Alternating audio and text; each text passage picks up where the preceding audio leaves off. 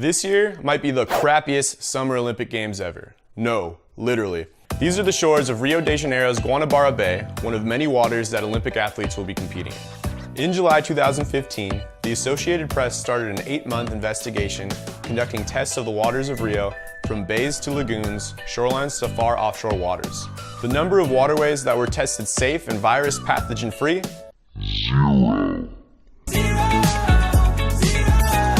The first round of tests showed that the waters were filled with disease-causing viruses 1.7 million times the standard of US or Europe.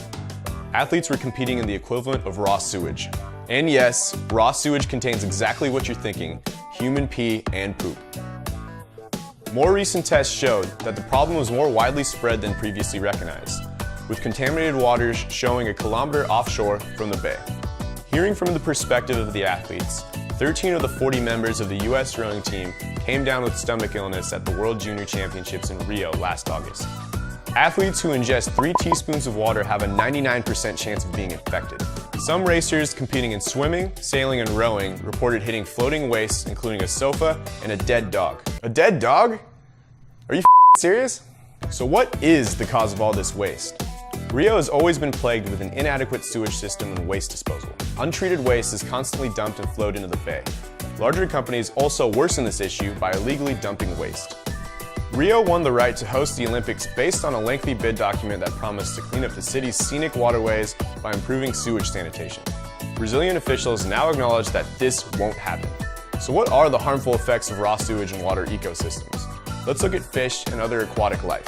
Organic matter reduces the amount of dissolved oxygen in any water body, where marine life need that oxygen in order to live. Sewage that's untreated introduces mixtures of pesticides, chemicals, and heavy metals, which can have long-term toxic effects, such as impairing growth and reproduction.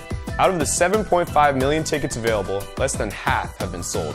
A huge contrast from 8.2 out of 8.5 million tickets sold in the 2012 London Olympics. This water contamination scandal is one of many grounds that led to the impeachment of President Dilma Rousseff.